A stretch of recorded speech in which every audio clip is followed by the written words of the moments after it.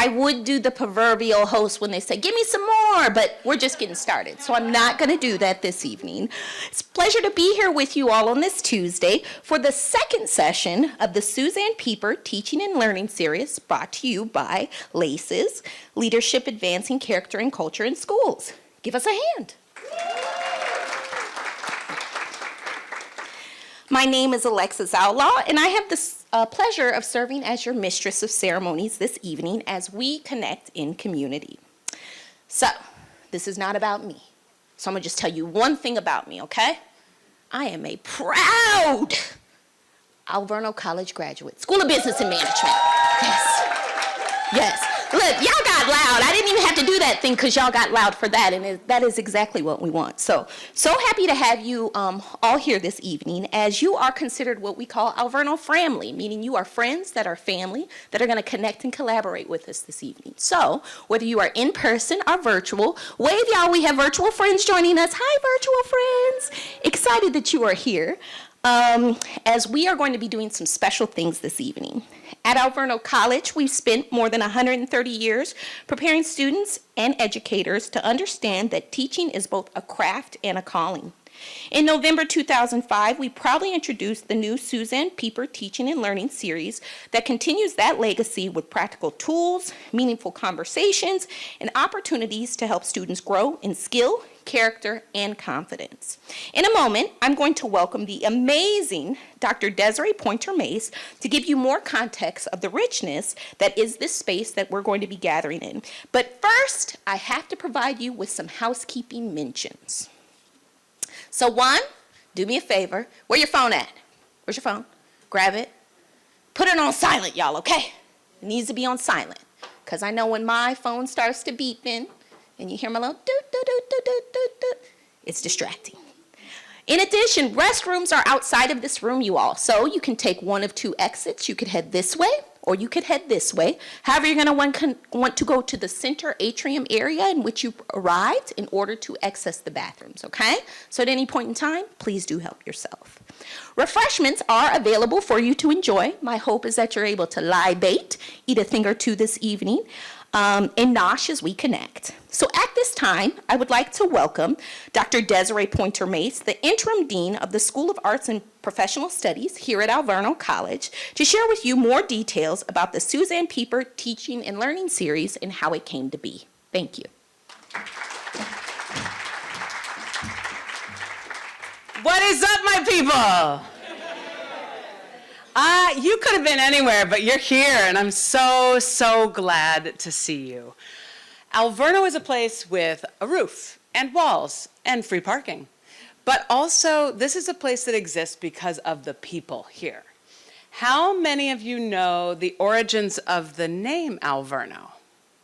All right, excellent. I know that Mary Dietz does because she's the one who taught me this story.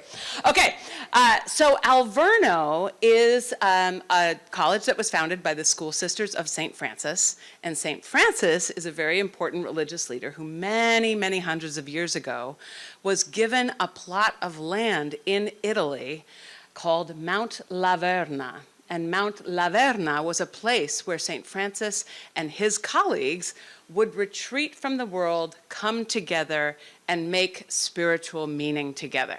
So when the School Sisters of St. Francis, who had founded what was first a music therapy program, an education program, and a nursing program, united in the early parts of the 20th century, they thought that what better name to give to a place that would exist for people to come together, to make meaning, to derive inspiration, and to go back out into the world, newly committed to their common work. And so they named this place Alverno, and our alma mater recognizes that further as a place where all belong.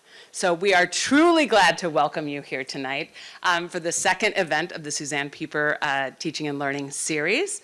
I also am especially proud of everybody who's here who has a connection to the learning programs here at Alverno.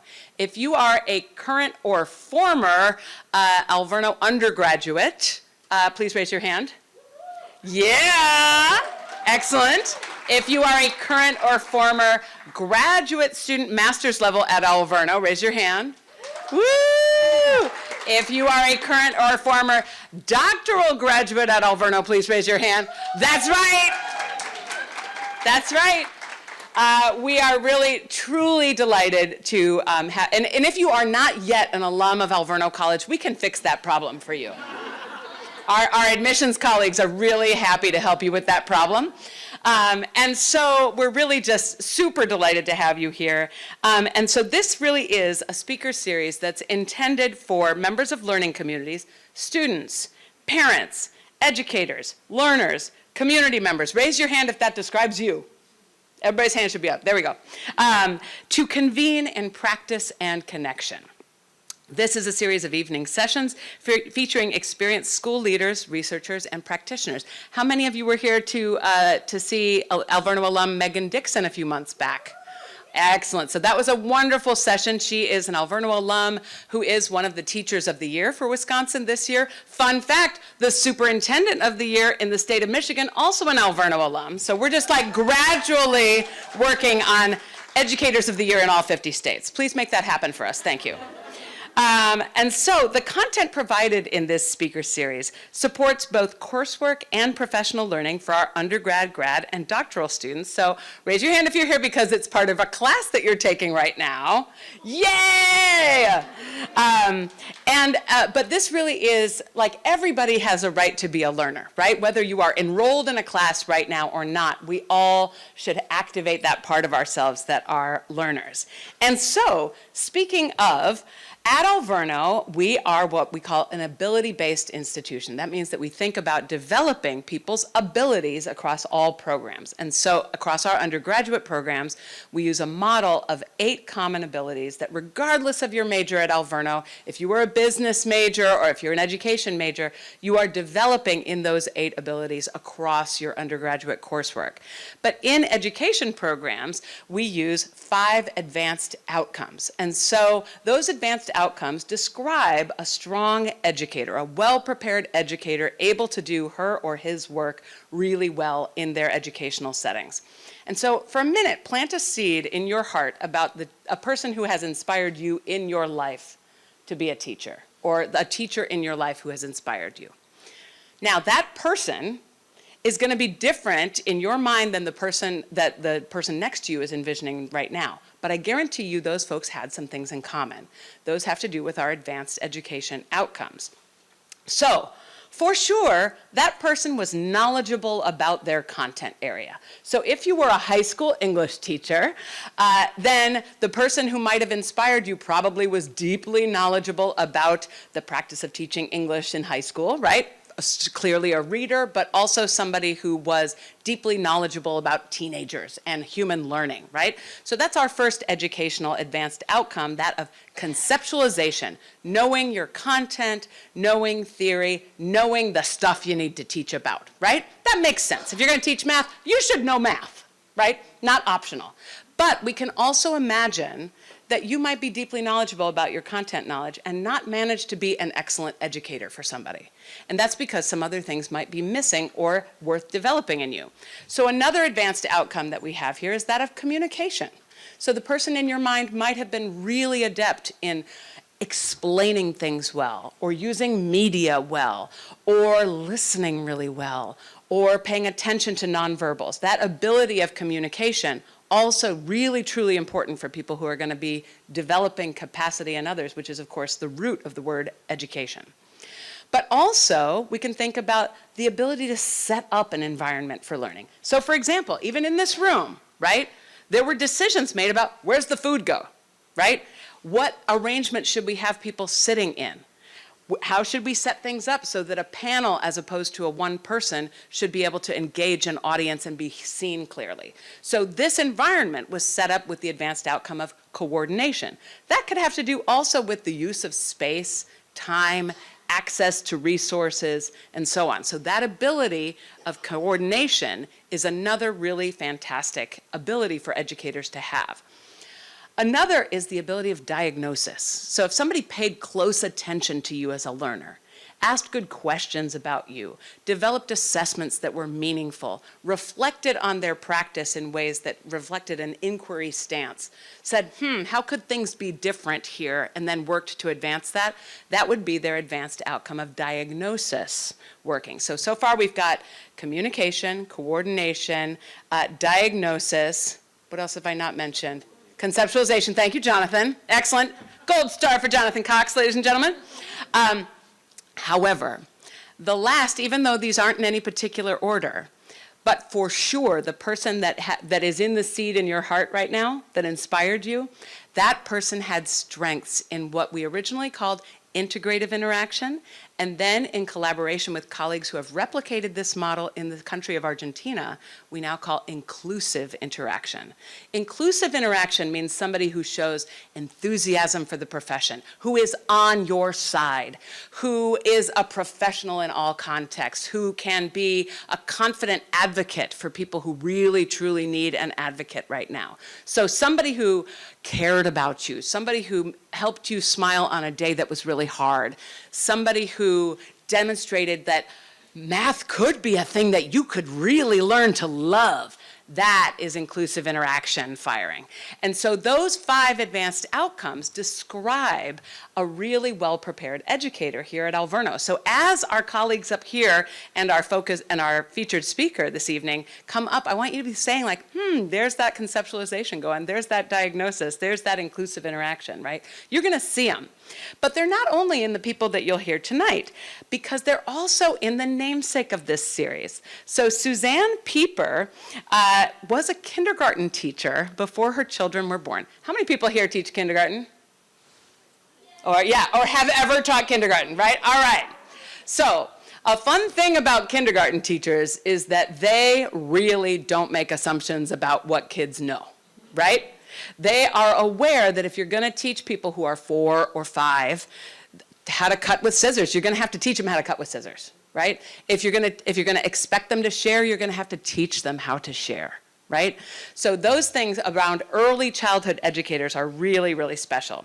So Suzanne Pieper, our series namesake, was a kindergarten teacher before her children were born, at which point she focused on her family, probably teaching from that role. Suzanne really cares about other people, and that has been the glue of her marriage to Dick Pieper, who is her husband of many, many years. She spent 22 years as a docent at the Milwaukee Art Museum, where over 100,000 children may have come through the museum during her time there as a docent.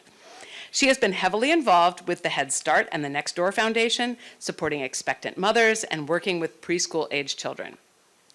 And this is a story that I know happens to a lot of us. Once, when she was shopping at Kohl's, which is something that happens to a lot of us, but this story is about something other than Kohl's or Kohl's Cash. She saw a young woman with her own child, and the mother stopped her and said to the child, "This was my kindergarten teacher."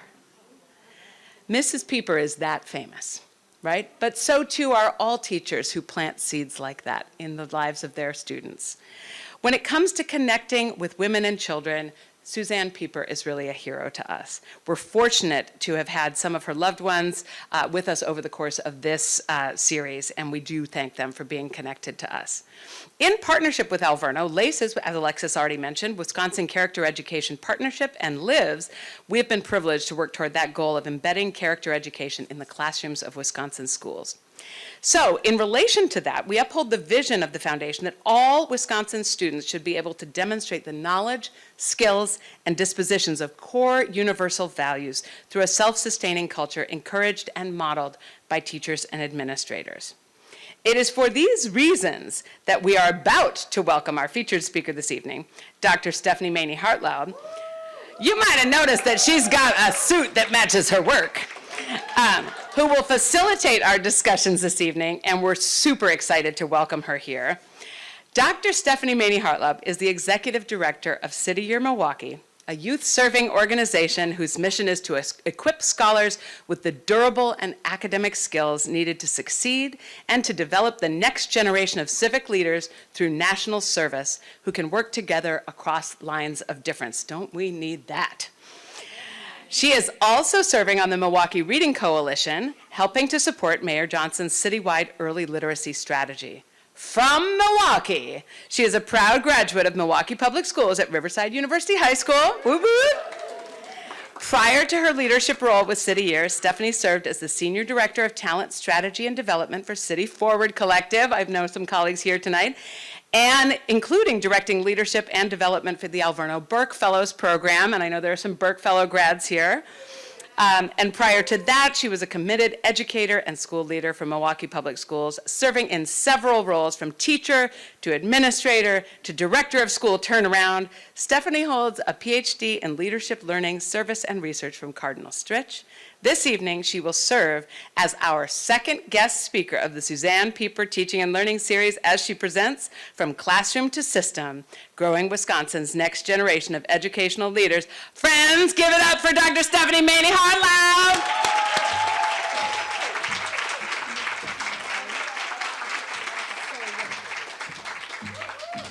Good evening, everybody. How are we feeling? Oh, now, City Year, I was counting on you. How are you feeling? That's right. My name is Dr. Stephanie Maney Hartlaub, and I proudly serve as the Senior Vice President and Executive Director at City Year Milwaukee.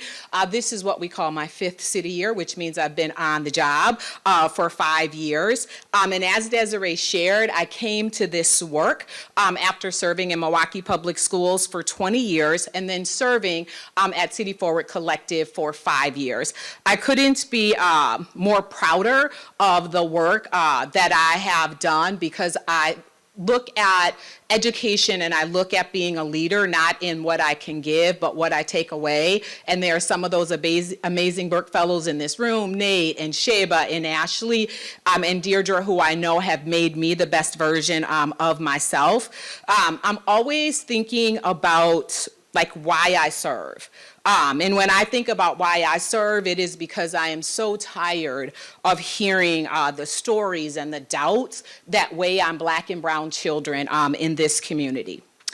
I know that I have a desire that all of our scholars will have the tools and the disposition they need to have choice in life, right?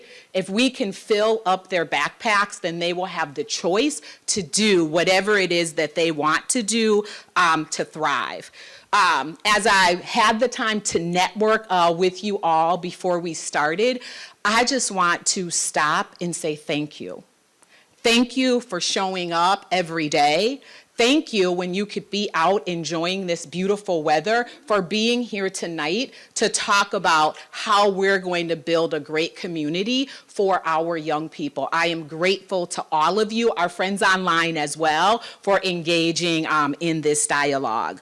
As I prepared today, I was thinking about my own educational journey, and I'm reflecting on paper that I was a scholar that was at risk, right? There was a lot of doubt about whether I was going to be successful. I was a young person from an under-resourced community, so there was a lot of doubt about me. I was a young person who was being raised by a single mom. There was a lot of doubt about me. I was a young person who, let's just say, I was a serious discipline problem at school. There is a lot of doubt about me.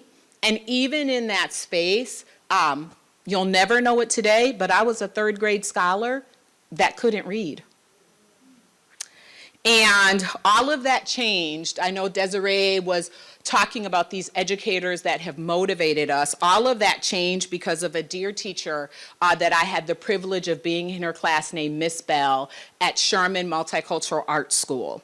Miss Bell was amazing. She was the first Black educator that I ever had.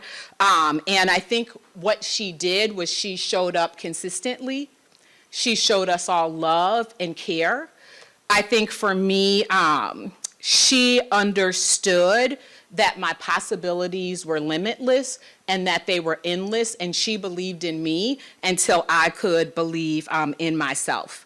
And I think that's the work that we have to be doing in this community every day. When I think about how we're going to build the next generation of educational leaders, that's going to come by investing in our young people now, helping them to be confident so that they can be competent later, right? I recently read a statistic that said it will take 228 years for Black and brown Americans to achieve educational and economic equity in this country. I want to repeat that one more time. 228 years.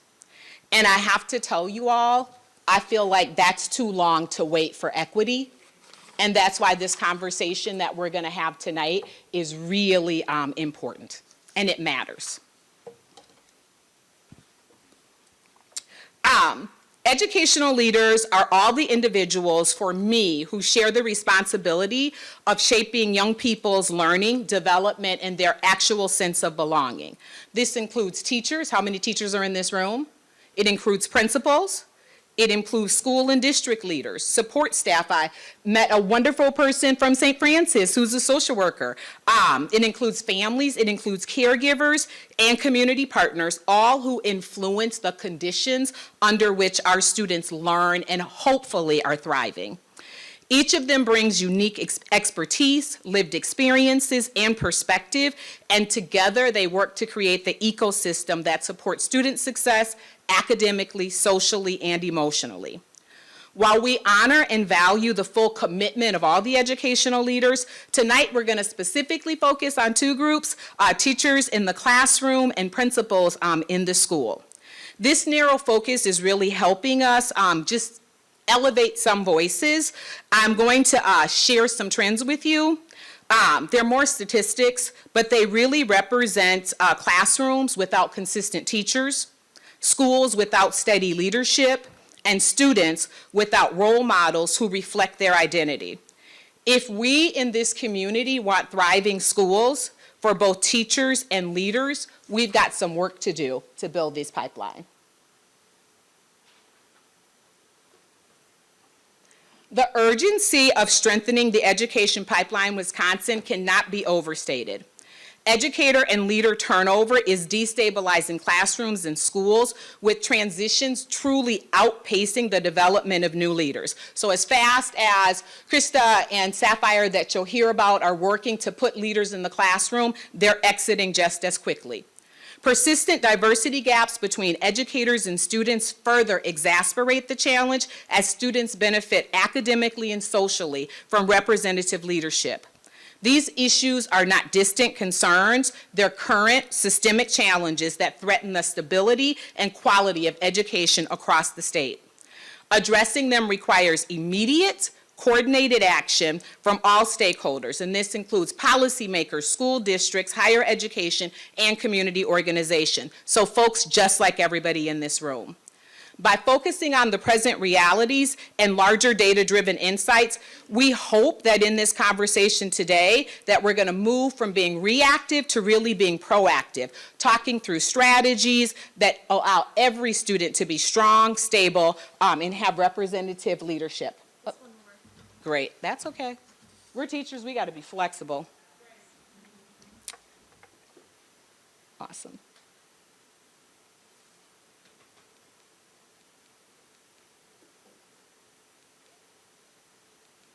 Whoops. Perfect, okay. Wisconsin educator pipeline faces significant challenges as evidenced by recent data from the Wisconsin Policy Forum, which is a nonpartisan, independent, statewide policy research organization. On average, through 2025, 11.7% of Wisconsin teaching workforce either moved districts or left teaching altogether. This is better than the record high turnover rate in 2023, which was 15.8%. According to the RAND report, teacher turnover nationally is currently 7%, down from the pandemic peak of 10%. Other research highlights that only 55.6% of new teachers remain in the profession after 7 years, and just 26.1% stay at the same school during that period. Special education retention is even lower, highlighting acute vulnerabilities in high needs areas. Leadership turnover is also on the rise, with principals and superintendent transitions outpacing the development of new leaders. These trends signal a fragile pipeline that struggles to maintain continuality and quality in schools. The implications are profound. Frequent turnover disrupts instructional coherence, undermines school improvement efforts, and erodes trust within communities. Understanding these realities is the first step toward designing effective intervention that can stabilize our schools. National principal turnover is 8%, down from a pandemic high of 16%. According to the Wisconsin Policy Forum, principal and superintendent turnovers rose between 2021 and 2023. In 2023 in Wisconsin, it reached a high of 20.3%.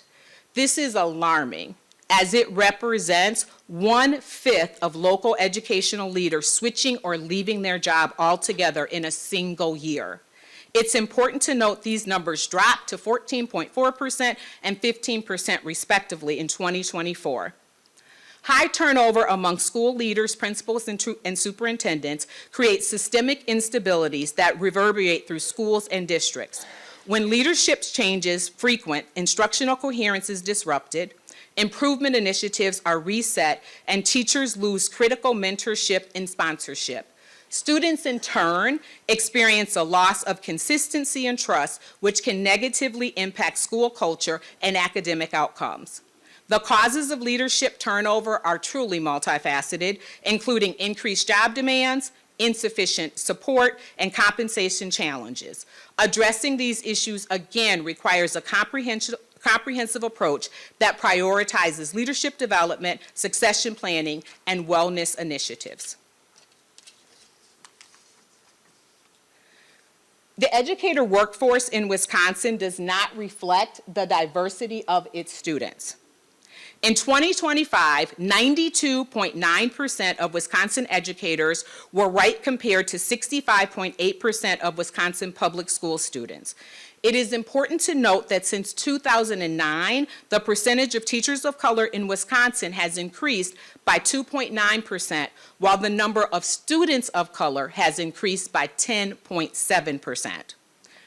Research shows that students benefit academically and socially when taught by educators who share their background and experiences. However, pipeline barriers such as limited access to preparation programs, financial constraints, and systemic biases disproportionately affect educators of color. Addressing these gaps requires intentional recruitment, targeted support, and culturally responsive professional development. That was a lot, y'all. And it was not things that make us feel good, right? And the great part about being here today is we're going to talk to some people that are doing some work to solve this. Educational leadership pipelines, they often fail by design rather than by accident. Common systems gaps include limited early exposure to teaching and leadership roles. I was just talking to some of the Burke Fellows who are so disappointed that that program has gone away. Few supported on-ramps into leadership positions, inconsistent mentoring and sponsorship, and high rates of burnout due to a lack of sustainable structures. These challenges are compounded by inadequate compensation, and I know nobody does this for the work, but it's for the money, but it's still inadequate, and professional growth opportunities, particularly in high needs and rural areas. To redesign pipelines for success, stakeholders must implement comprehensive strategies that provide early and ongoing support, create clear advancement pathways, and foster environments that prioritize educators' well-being. By addressing these systematic barriers, Wisconsin can build resistant pipelines that attract, develop, and retain talented educators and leaders. Now I'm going to let the PowerPoint catch up with me. And don't worry, we'll send it out after. I am delighted today because last week I got some spent time with two amazing women, and it's almost Women's History Month, so they're setting the stage. And they're going to join me on stage, and we're going to have a dialogue to talk about the work that they're doing at their respective organizations to solve for some of the opportunities that I outlined, right? And I think we can look at these this microphone in me. I think that we can look at the data that I shared and really think that they're challenges, but it really is about our mindset, right? And our mindset has to allow us to see that they're opportunities. So these are things that are not currently working. How do we as a collective make them work? So I'm going to invite to the stage Krista DeBoer, who is the Executive Director of CFOOT. Please come on up, Krista. And Sapphire Cancer, who is the Managing Director of Leadership Development at TFA. Oh, you all can give them a little more than that. Keep this one if you guys want to grab your mic.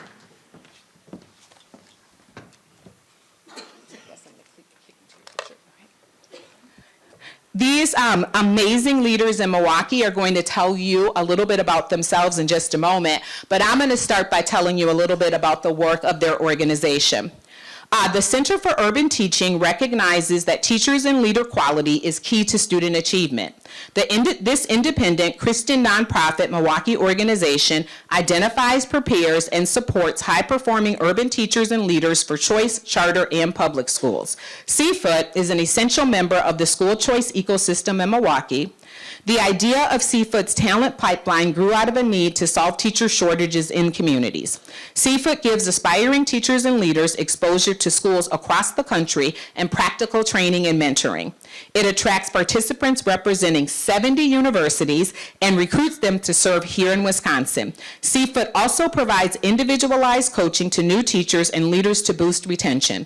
CFOOT's ground-up model is effectively developing quality teachers and leaders capable of shaping individual students as an entire school. So we're excited to have Krista here to share about that work. I'm going to give a little overview of Sapphire. Sapphire serves as the Managing Director of Leadership Development at Teach for America. How many people have heard about Teach for America in this room? Okay, great. I saw 2 hands that weren't up, so I'm going to read it to you. TFA is a national nonprofit organization focused on expanding educational opportunities for teachers and communities that have historically been under-resourced. Founded in 1989, Teach for America recruits and prepares recent college graduates and professionals from a wide range of academic and personal backgrounds to serving classroom teachers in public charter schools. Participants known as core members commit to teaching for at least 2 years, primarily in low-income urban and rural communities, while receiving training, coaching, and ongoing professional support. Beyond the classroom, TFA positions its work as a leadership development for long-term systems change. So thank you both for the work that you are doing, and welcome to the stage. You have your mics, so we're gonna, that's right, applause are good. I'm going to start with one question that'll let our audience here get to know all about you. So to start, I'd love for each of you to share a bit about your personal journey as educational leaders. What inspired you to enter this work, and how does your experience shape the way your organizations develop and supports the next generation of educational leaders?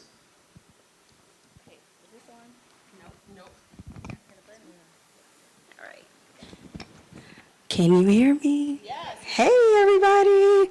Okay, so I recently had the opportunity to go to City Year's Day of Service, and I walked in, and everyone is greeting us, and everyone's fired up, and I was like, oh, that was me some time ago.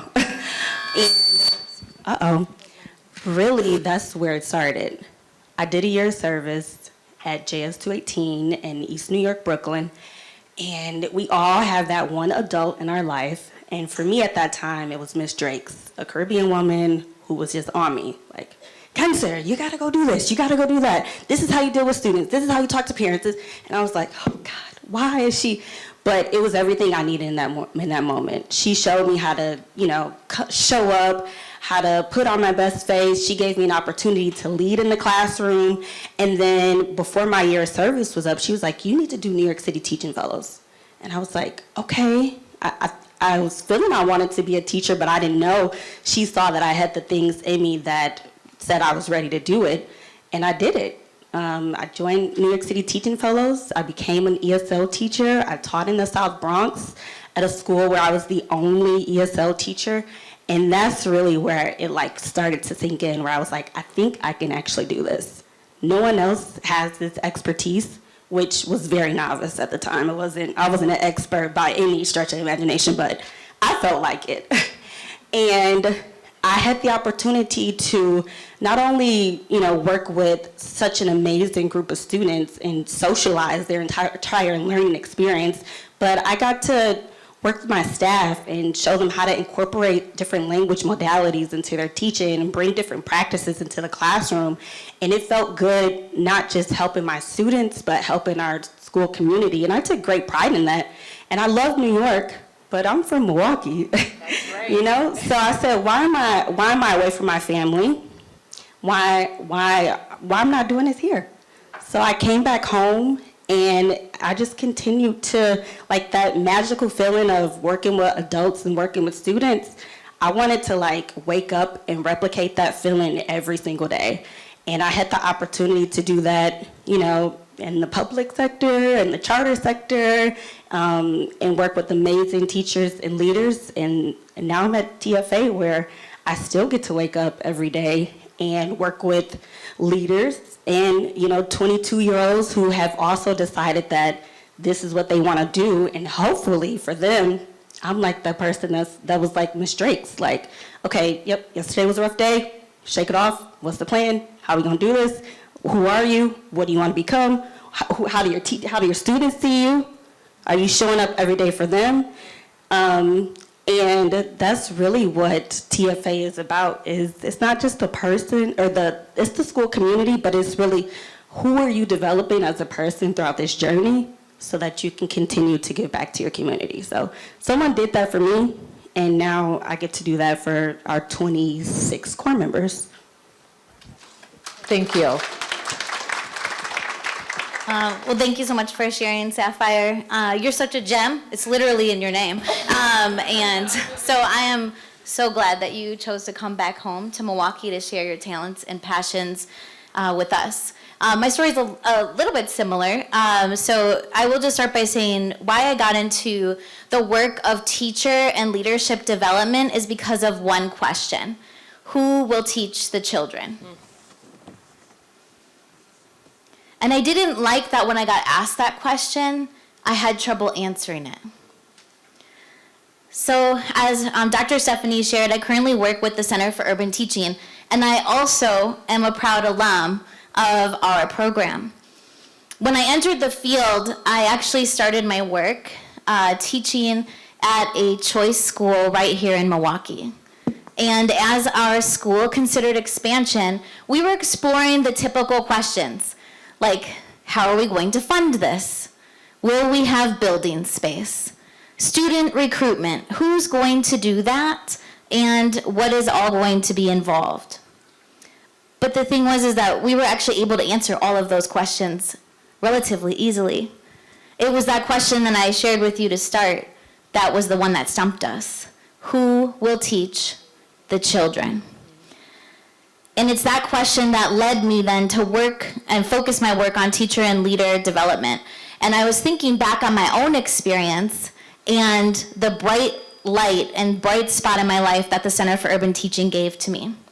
It really gave me a vision for what was possible through early exploration across schools in our city, in our state, and across the nation that were getting tremendous results with students in areas where lots of schools were failing. And so I had this vision of what great work looked like in schools and what success was possible. And through that exploration with the Center for Urban Teaching, I had the unique opportunity to add the second piece, which was not just exploration, but experience. Early experience and exposure into classrooms through what is now a huge, robust part of our programming, our summer school program, where schools across the cities of Milwaukee and Racine give us two things, the keys and the kids, and allow both our teachers in training and our leaders in training to assume the full responsibility of what it means to teach or what it means to lead in a school, and really get that opportunity to experience it in a controlled setting where there's lots of coaching and support, and for a 6-week immersion opportunity.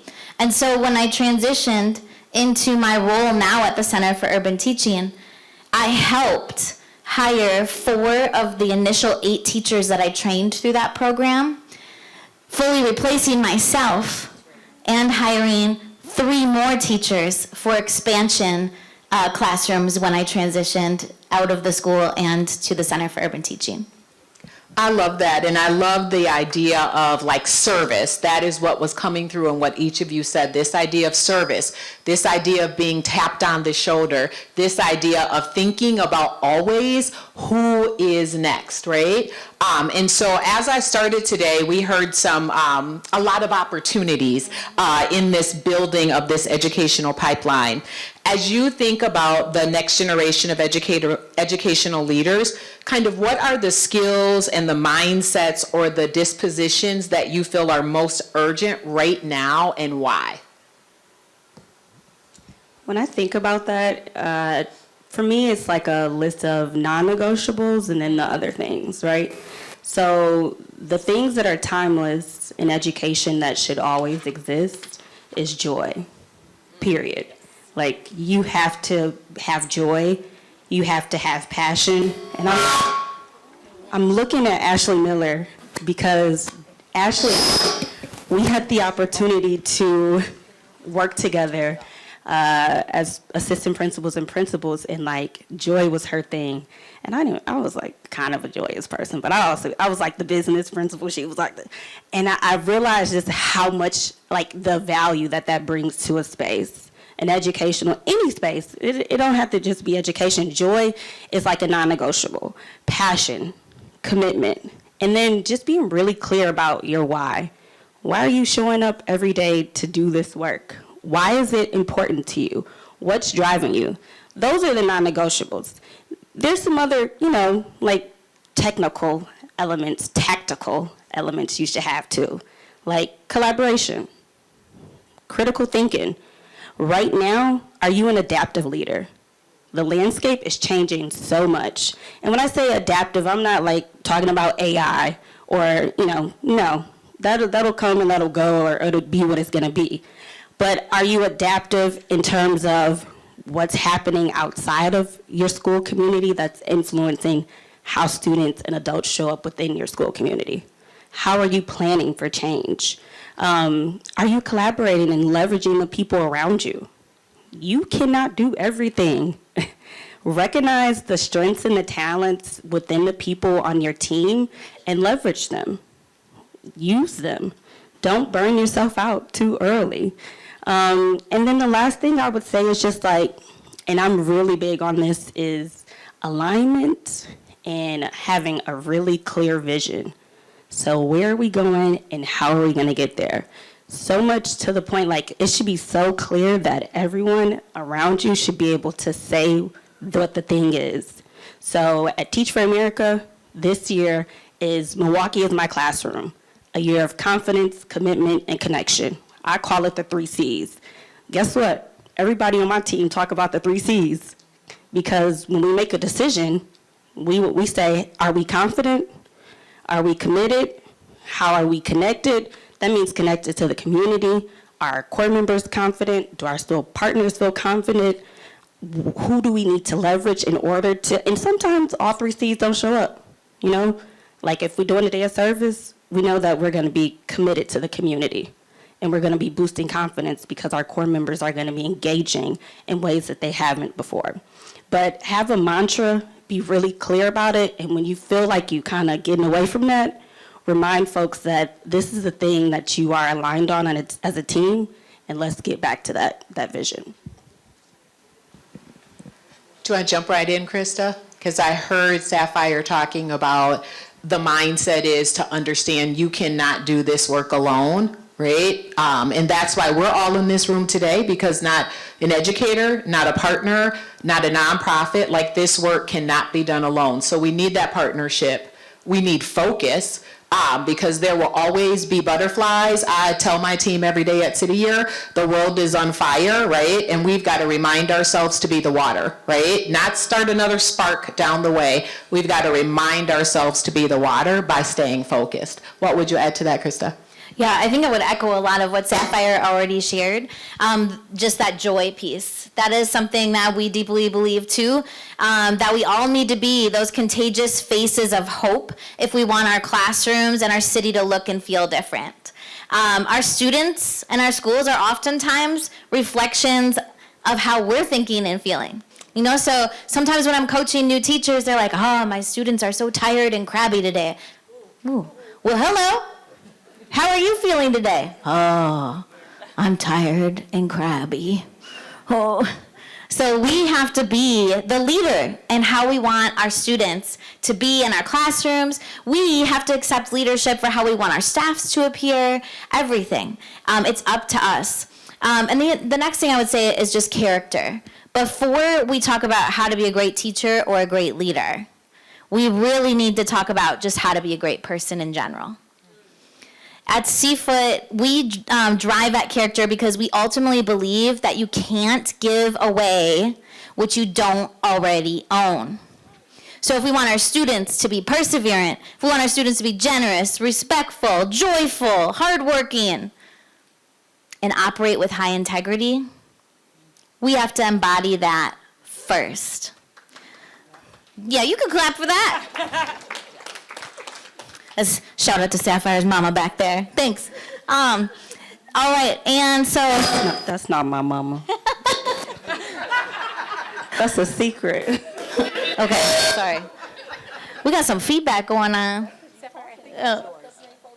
All right. So, you know, at the end of the day, one of the things we do is we talk about character. And you go into a room full of teachers and you say, we're going to talk about character development. They get excited. Like, you can give me a curriculum. Let's go. I'm ready. Like, give me a curriculum to do with my students. And we're like, oh, just a second. Before we take this to the kids, we're starting with you first. And boy, does the energy just get sucked right out of the room. Like, uh-oh, I have to go through this myself first? And the answer is yep. So we really strive to serve the person first and the professional second, because who you are as a person matters. You first need to be a person of high character and integrity. And so if we want to grow up people of high integrity who are great people, ultimately, and not evil geniuses, we want smart people who are also there, committed to doing good for others and good for our community. The next thing, just some real quick things that I'd hit on, is you've got to be able to set and maintain a great culture, both with staff and students. And that culture should pair with your character, because a great culture should ultimately forge and reinforce what you're looking for in character.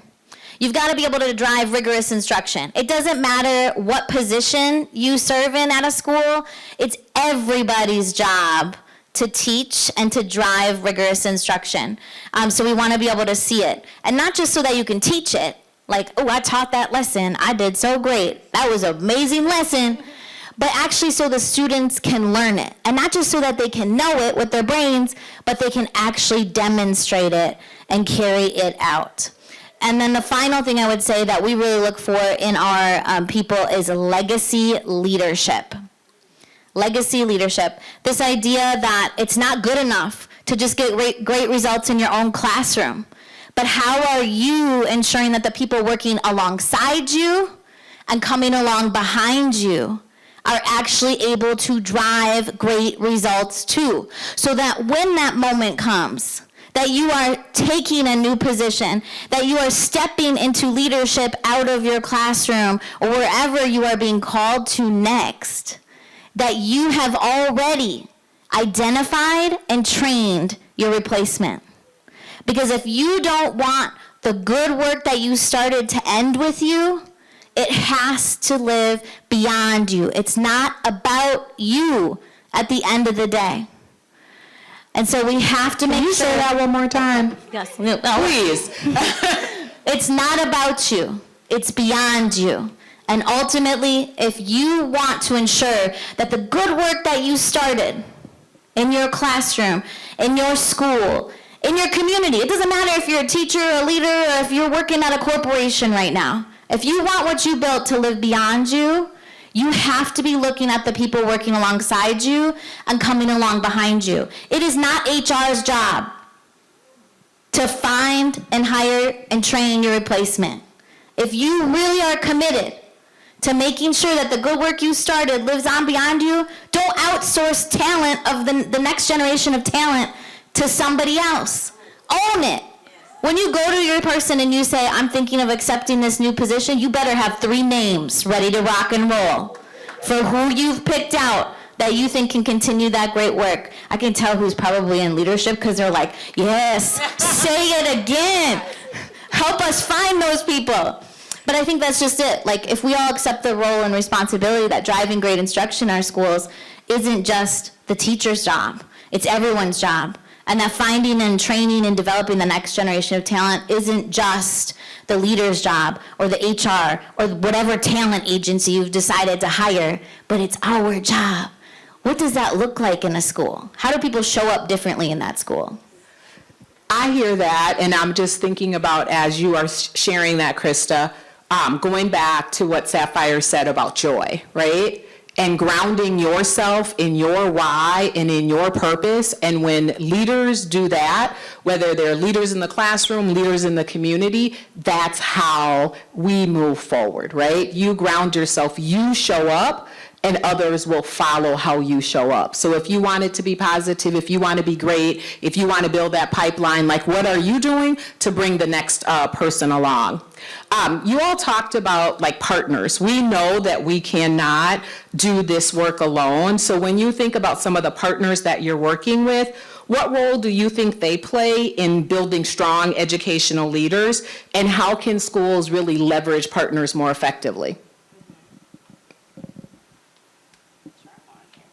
Okay, that is my mom, actually. And speaking of partners, Can we give a round of applause for her? Because, Mom, you look like a sister back there.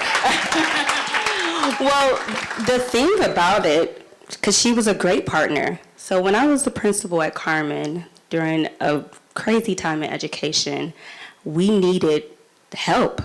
And I know I can always call my mom for everything. And so she came and she actually was a pair in our building. And so we don't recognize each other in public as mother and daughter because we had to figure out who was going to be Miss Cancer. You know, it's 2 of us. So, you know, I can't be at work like, Ma. So she was Miss O at work, and I was Miss Cancer. And that's just how it still is, because she works at one of the schools we partner with. And I can't be walking in like, hey, Ma, you know. So it's always like, hey, Miss O. But speaking about partners, really, partners work best together when they are aligned on outcomes and not activities. Yes. So are we crystal clear about why we are in this work together with each other? What are we trying to get out of this, right? And then also partners work together when there's a shared approach, like a wraparound approach to the individual or individuals that you're supporting. So you got to know what you got, what your partner got, what you have, what they don't have, and y'all are kind of filling in the blanks for each other. It's not a good cop, bad cop situation. You want, you know, in this case, our core member to feel like they can go to the partner, they can go to their principal or to their coach, and everybody's saying the same thing. Like, we know exactly how we're going to support each other. And I think that's it. Like, being very clear on what the outcomes are, you should be good. I love that about the outcomes over activities, because when you make it about what you're focused on, the results, like, all the rest of it kind of dies down. We don't squabble about little meaningless things. I would add to that and say, like, taking it back one step further, I would say a shared vision. And at CIFA, we really believe that your beliefs guide your behaviors. And so the thing that I would say, working with external partners, is really just this question: do you believe it's possible? And I realize I'm leaving you hanging on what's the it's. And you probably have that in your mind right now, like, what are you thinking about? But do you believe it's possible to turn this around? Do you believe that our students, our children in the city can learn at high levels? Do you believe that it's possible for our teachers to teach our children? Do you believe that our students can exit poverty? Going back to the statistic that you shared, we're not going to wait 200 years. No. At least I'm not here for that. I believe we can do this in our generation. Let's do it. And so it starts there first, because the reality is, when you ask me what role can or do external partners play, I gotta go there first. Because if you don't believe that you can actually drive change and that we can turn this around, then it's kind of hard for me to figure out where to plug you in.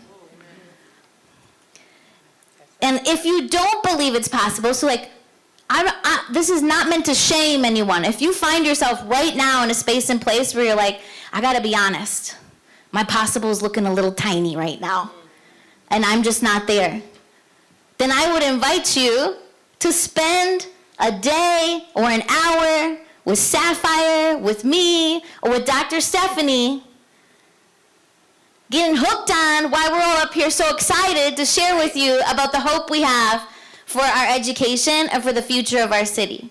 Because we'll show you, we'll take you into spaces and places that are going against the trends that were shared, where people are getting the job done and getting it done well. So we can help expand your vision of what's possible. So come see us afterwards, and we will take you along and help you get a bigger vision for what we think is possible, not generations from now, but right now. The second thing I would say is narrate the positive. Narrate the positive. It's a basic classroom technique we teach in our schools, because what gets celebrated gets replicated. We spend so much time talking about the problem. I've only got like 3 minutes for that, and we're gonna move on to the solution and spend all our time there. Which is why Dr. Stephanie ran through those stats as fast as she could, because she knows you need to understand the facts so we can confront the brutal realities that we're facing. But we want to do it with joy and optimism for the future. And then once you're there with narrating the positive and you do believe it's possible, there are 3 ways that you can really contribute. Time, talent, treasure. Do you have talent? Do you feel called to teach or lead?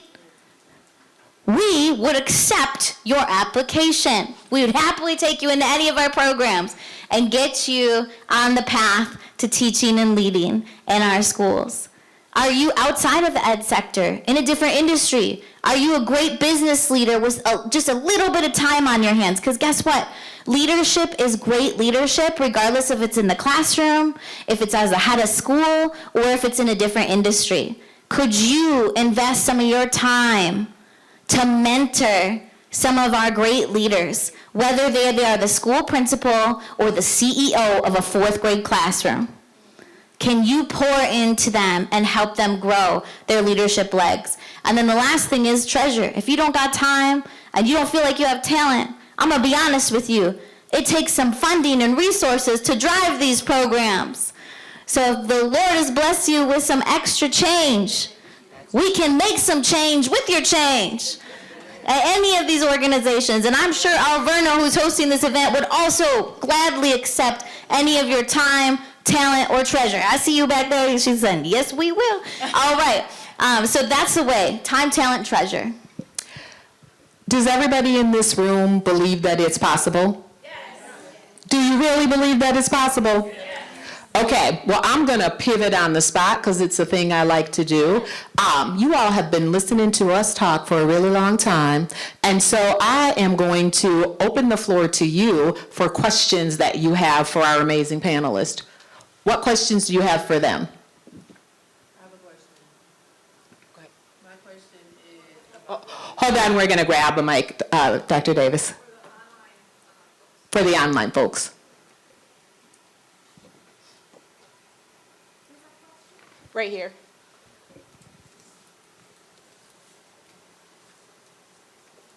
Testing.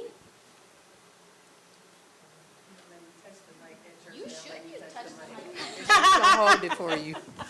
My question is the belief factor. Like, when you're working with people, you believe it and you know it's true and you know it can be done, and people are saying they believe it, but their actions are saying, no, you don't.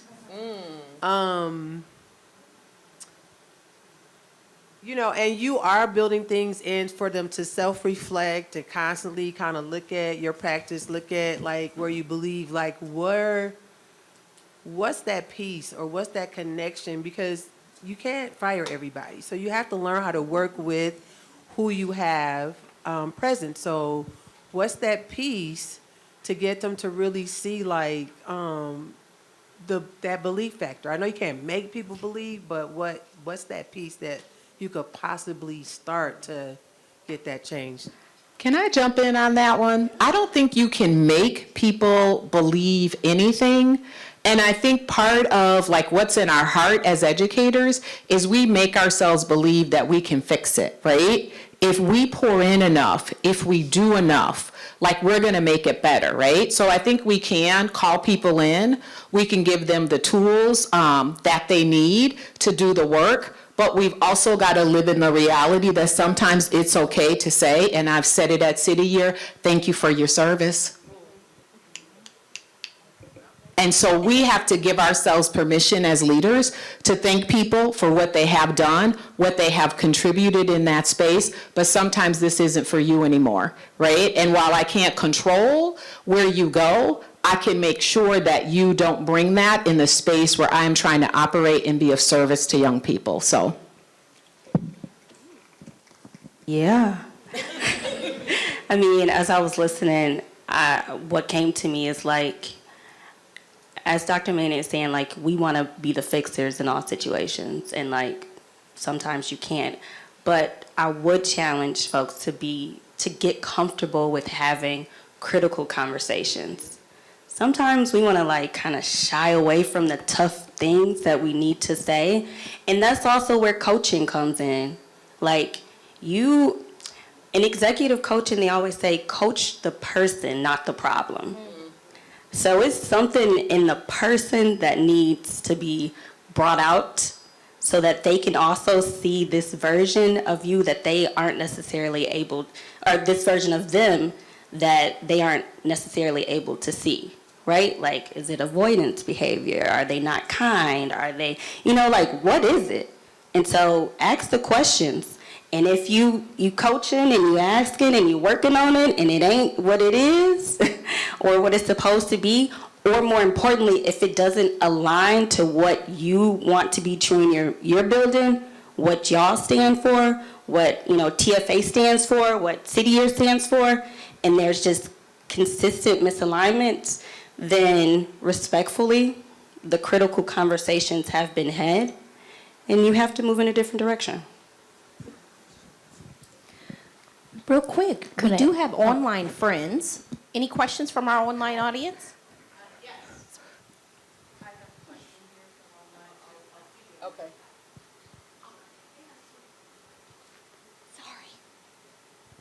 Okay, we have a question from our online friends from Amy Peterson. What is one key advice that you would give someone just entering at the education program? Oh, sure, throw me that one. What's one key advice that I would give somebody who is just entering the education program? I think the main thing I would say is just keep walking forward, one step at a time, and find opportunities to get as much learning and experience and exposure as you possibly can. And one of the things that I notice a lot of young people do is they're focused on a million things, because there is, I think I've heard like 3 times this week, life be lifin'. So like there's a lot of stuff that's happening, but I think the thing I keep asking them about is, what do you feel called to do? And they'll usually answer it with, I think I'm supposed to teach, or I'm supposed to work with young people. And then I'll say, whatever decision you're facing right now, is that aligning with the direction you want to be heading in? Does your intention to become a teacher align with your direction? So sure, this summer job might make more money, or this might do that. But if you want to go a certain direction, align with that direction.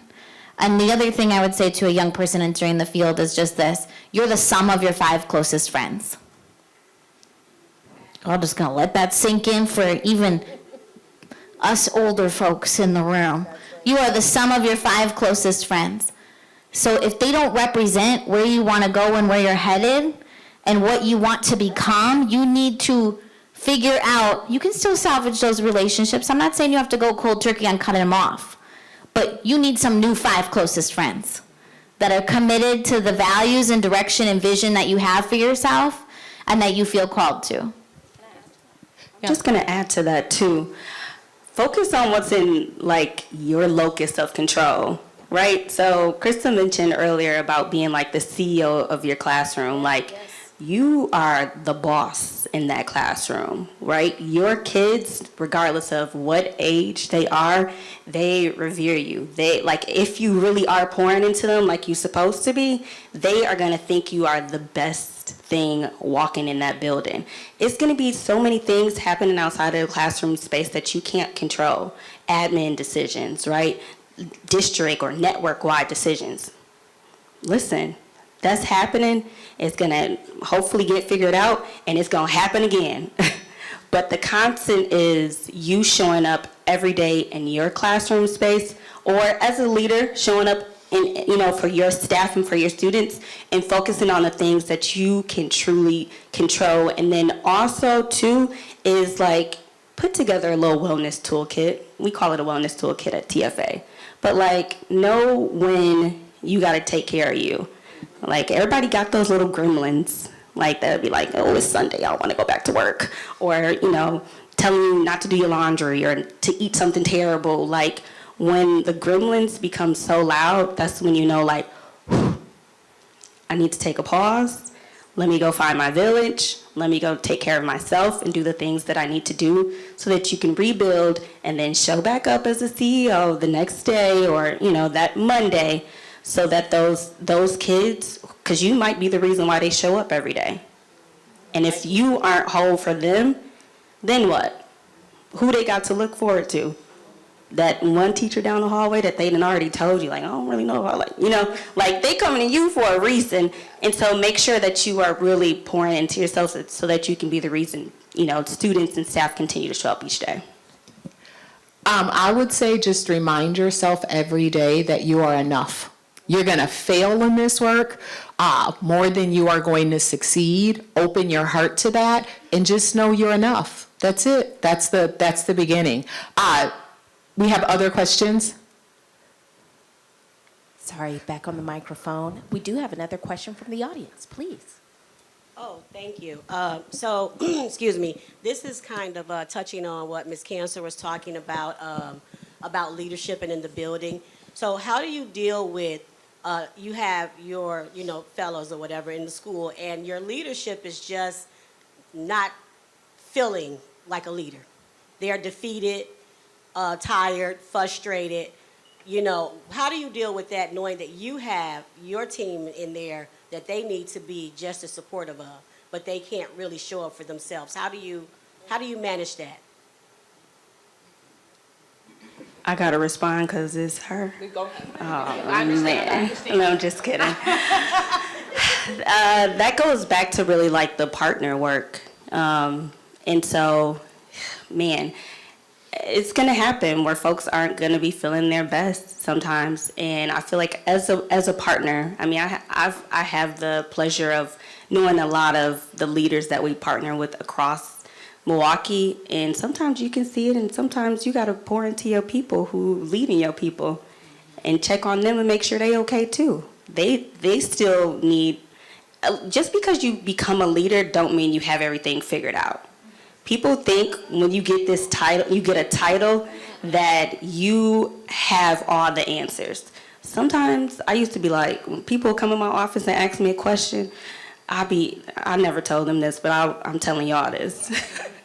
I'd be like, ticket number 1,000, 3,000, because I'm like, there go another question I got to answer. Somebody come in with another question, another ticket.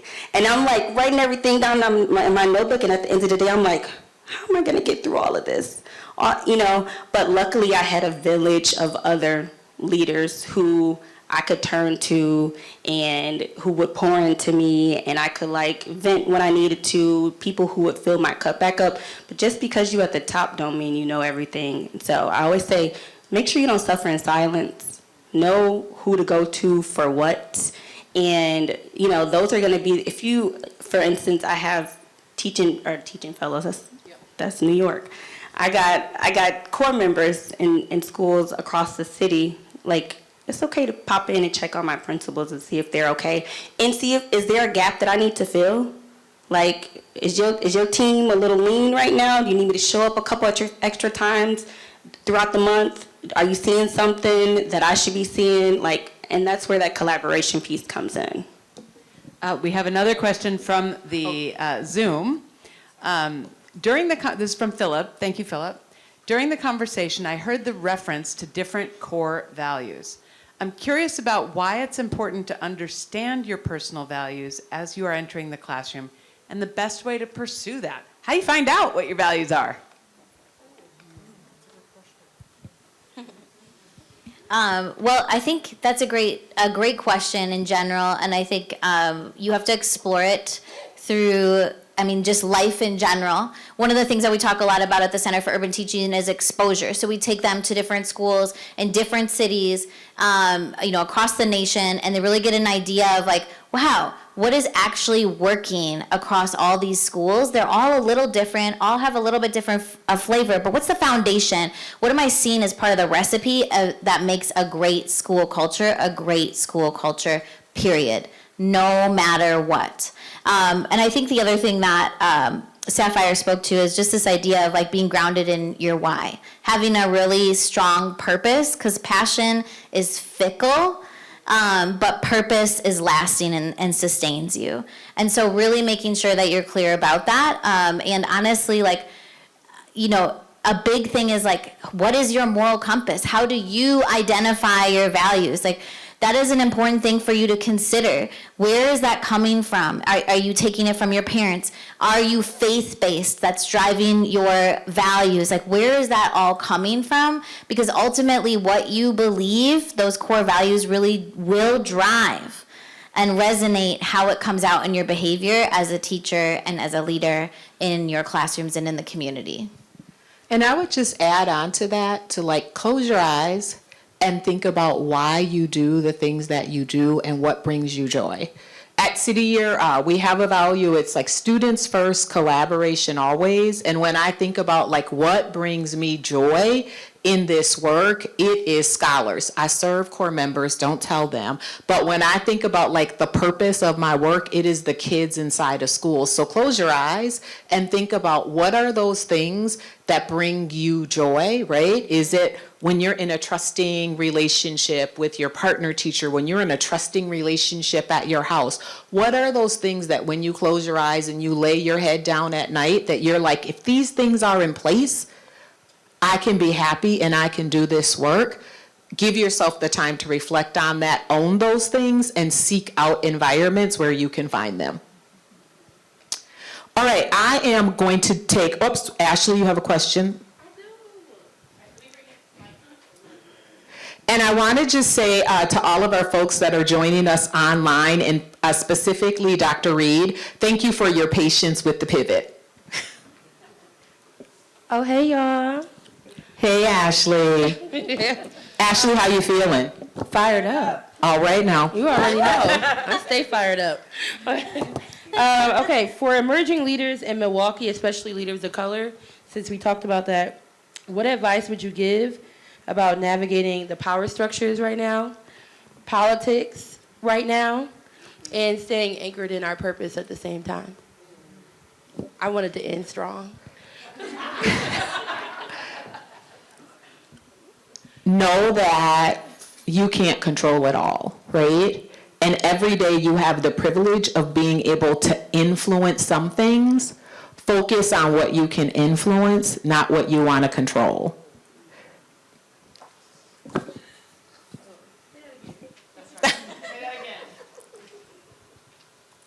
That's Ashley. She didn't really want me to repeat it. She heard me the first time. She was in my class and she would do this all the time. So Desiree, she didn't mean that. Sapphire, you had something you wanted to add?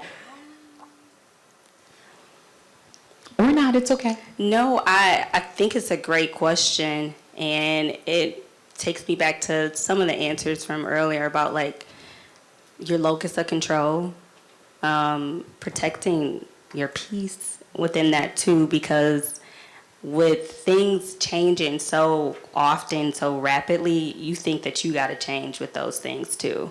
And so like you got to find the constant within all of that. What's the one thing that you are going to anchor yourself in and, you know, really stand in that as everything else around you changes.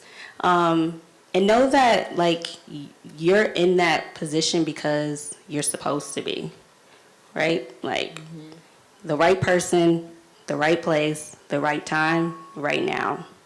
So the thing that brought you to, now I'm speaking to you because you are my friend and you are a leader in this work, but you are, you know, and for everyone who is in the work, like, don't start, when conditions change, don't doubt yourself because the conditions will keep changing. And so it goes back to those core values. It goes back to, like, you got to know yourself. Otherwise, you're going to be constantly reinventing this identity that you feel like needs to be public facing as policy changes, as politic changes, as admin. No, who are you? What are you standing on? What's true? What needs to be true within your school community? What needs to be true for students? Because that ain't changing as quickly as these people changing. Like, it's going to change eventually over time, but you can get some time to, you know, impact that quicker than a face that's getting swapped out every couple years and coming in and switching things up in your space. So, like, ground yourself, anchor yourself in the things that you need, that your community needs the most. That was beautifully said, by the way. And I realize that I'm not a person of color right now, but I'm going to just speak to it and say that a leader of color, when I was personally feeling like a lack of confidence in what I was doing and not sure how to show up in a space, because in a lot of the rooms that I'm in, I'm the only female in the room. They said, you know, Krista, the least interesting thing about you is the packaging that you came in. Don't let that become the focus. At the end of the day, relationships, great relationships, which is what you need to lead well, no matter what packaging you came in, are grounded on respect, which leads to trust and open communication. I realize that every space you show up into might not respect you. But guess what? You can still be respectful. You can lead the way. And there are people waiting for your voices to be heard. But show up with an open mind and an open heart, willing to engage with people, no matter if they look like you or not. Take time to get to know them. Like, most people wouldn't assume looking at me that I grew up in poverty, that my grandpa only graduated from the 8th grade, that my mom graduated high school, she had me at 17, and then my mom was a single mom. And there's a lot more, that my dad was abusive. I could keep going. But see, you didn't ask. So get to know the people that you're working with. Turn off the news. Stop scrolling on social media and look at this room. Look at the beautiful space that you're in right now. Look to your left, look to your right. It's full of amazing different packaging, beautiful different packaging. Get to know one another. Take time to build a relationship with the person next to you.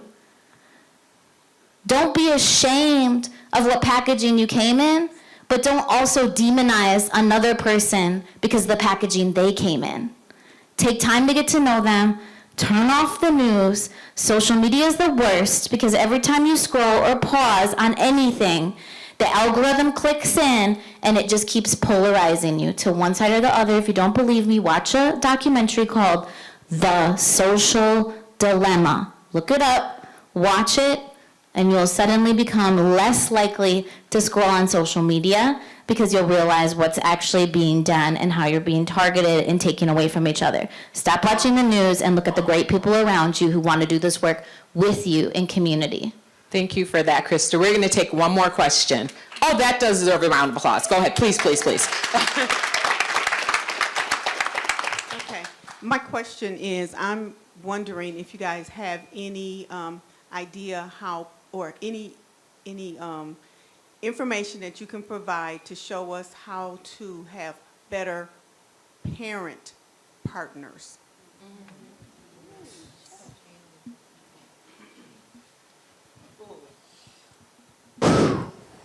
Well, it's been a few years since I was kidding. I mean, you just got to be a thorn in their side. I mean, persistence. And take the smallest wins. If at one function it was 7, the next one it was 11, and then it's like every little bit needs to be acknowledged and celebrated. Persistence is going to be key. Persistence, and like when parents, they shouldn't just hear occasional good news happening at the school. I think sometimes when we think about parent engagement, you like, well, conferences is coming up. Let me, get ready to do a check-in and update the families and let them know. Newsletters. I'm going to say social media, even though I know we're supposed to be watching a documentary, but, but social, poll your community to see, like, what's the best way to tap in, what are their interests? Is there something happening that during the school day or in the evening or whenever works best that you can invite them to? A talent show, a showcase, a Black History program. What is it that you can just bring them in, and then let them know the next thing is coming up? And I mean, if you're in a school building, you got operations and things like that. Listen, after y'all done with attendance and we got everybody to class and the passes is written, like, I need y'all on the phone, like, incessantly, calling it to the point where, like, when they see your number, they gonna pick up the phone and be like, okay, it's on Friday, I'll be there at 2:00. Like, but you literally have to be, like, that persistent in getting them, because they don't know. Everybody got life happening outside of them, So, like, people send kids to school because they trust that during the day we taking care of them and they okay.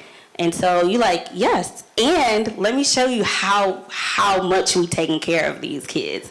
Let me show you all the great things. When you come in a building, I want you to see my walls telling a story. I want my classrooms to tell a story. I want my kids to go home and tell a story about it.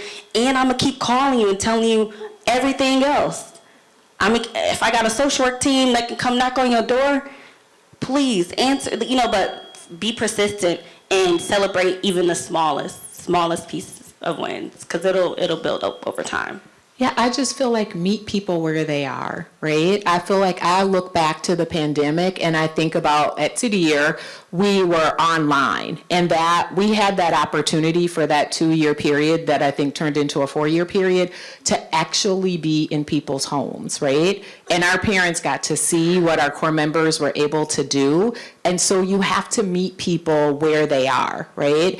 And if we are at school and we're doing the things that we need to be doing, you be guaranteed that that scholar is going to be going home and talking about the great things that are happening in that school, which is going to ignite the interest, like, in that parent, right? We can't keep focusing on parent involvement to be like, I need you to do this because I need you to, like, fix this kid, right? We have to remember that folks are out here trying to survive sometimes, right? So how do we bring joy into our environment? How do we meet people where we are? And how do we make our scholars our very best recruiters on getting those parents in our classrooms? Well said. We have exactly 4 minutes, and we have not done our World Cafe. So we're going to pivot from our World Cafe, but I believe that in any space, if you are going to take something away from it, you have to dialogue and you have to make a commitment. So I am going to give everybody in this room some quick directions. When I'm done talking, you're going to stand up. You're going to establish eye contact with somebody you did not come with, right? I see you, Jennifer, in that MPS table. somebody you did not come with, and you are going to tell them one thing you heard today that you're like, I didn't know that. One thing that you heard today that's exciting you, and one commitment that you're going to make as you leave this room that you can take action in the next 90 days. One thing that surprised you, one thing you're like, I can do that, and what your commitment is. You now will have 3 minutes to do so, and I'm a very good timekeeper. Miss Dr. Reed online, you can send folks into a room just to dialogue about 2 of those questions and then have them come back in 3 minutes. Sorry about that again, Dr. Reed.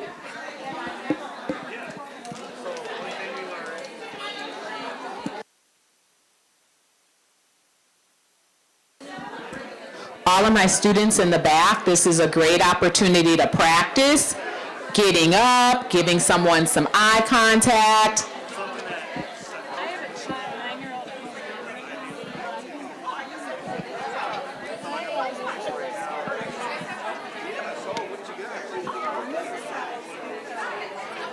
Oh, they went to the end.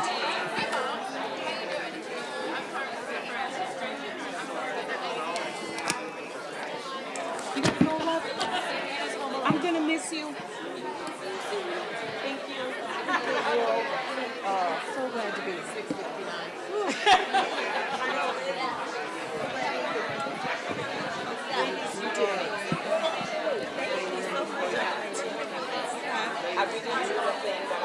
That's okay. You said you, yeah. I want them to have some time to connect. Absolutely.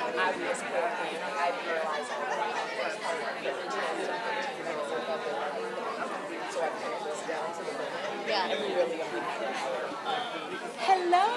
Hi, thank you all so much for being here. You look so familiar to me. I worked at NPS, worked at Carmen. That was it. Beautiful and familiar. Like, I don't know. Oh, you gotta come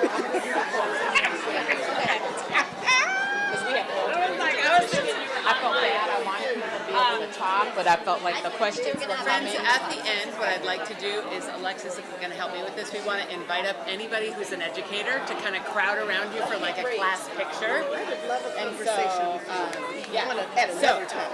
What we'll do is at that point, we'll kind of like maybe scoot this back and you'll stand in front and then everybody will kind of gather around you just like your own teacher. I'm TFA Core 92. Oh! Yeah. I used to, at one point, I used to be the oldest TFA Core member in Milwaukee because like Leanne Wallace and like her husband, they're technically like a month younger than I am. And the core, the charter core is 1990. I was in the Bay Area starting in 92. So, Well, I want to see you at some functions. yeah, I mean, it's so crazy because like, so you're the manager. Yeah, I didn't realize so much of the time got used up.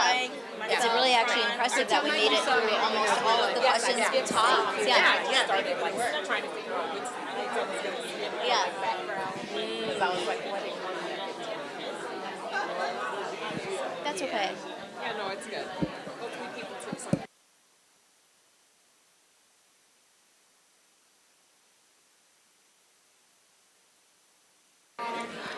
All right, in 30 seconds, you're going to tell your partner thank you.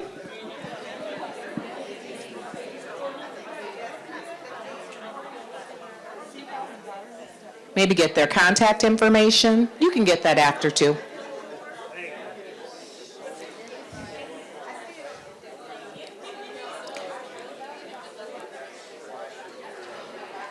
All right, and now we're going to bring it back, all these educators. Let's try one more time. We're going to bring it back. Way back. All right, we are almost at the end. We want to make sure that we honor your time. As we close today, we do so at a powerful intersection of reflection and possibility. It's African American Heritage Month, and for me, that calls a time to honor generations of educators, leaders, and communities who believed in education as a force for liberation, for dignity, and for transformation, even when the odds are stacked against us. The Lunar New Year invites us to pause, reflect, and step boldly into renewal, carrying forward what has shaped us while embracing what is yet to come, the possibilities. Our education pipeline lives at this intersection. It is where legacy becomes action and hope becomes strategy, where we intentionally cultivate educators who not only reflect our community, carry lived wisdom into classrooms, they open doors for the next generation. Everybody in this room, by investing in pipelines, are not simply preparing educational leaders, we are shaping the future of our school, our scholars, and our shared belief that education not only can, but it must be a pathway to equity and possibility. Thank you. I am so grateful to you all for being here tonight and for giving up your evening and engaging in this very important dialogue. What I encourage you to do is to not let it end now. Keep the conversation going. When you get this deck, there's all the information about each of the panelists, so if you want to reach out, connect with them. For real, y'all, we'll get you in a school, we'll take you on a visit. We will show you what is possible. Please do that. If you've met people in this room, get their LinkedIn. We can do this, but only together. Before you leave, Dr. Pointer-Mays has asked that all the educators in the room come up front, and we are going to take a picture. And remember when we said at the beginning who educational leaders were? Is there anybody in this room that's not an educational leader? No. Okay, well, come on up front. We're going to take this photo.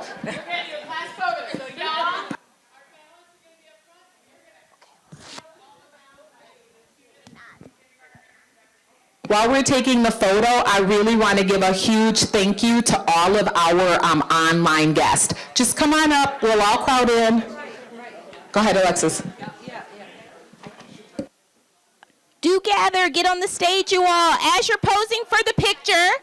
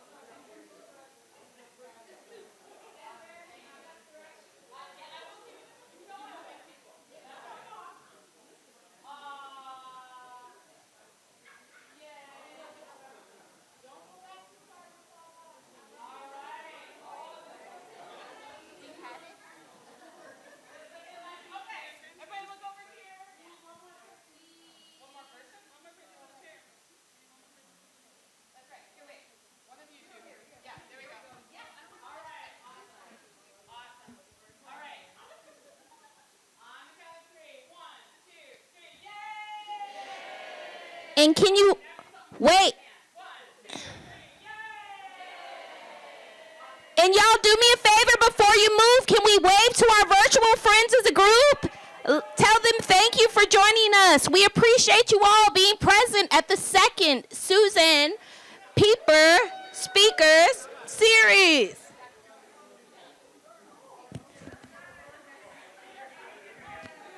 Please do take a look if you'd like to register for the next session happening on Wednesday, March 25th. Awesome. Thank you for registering.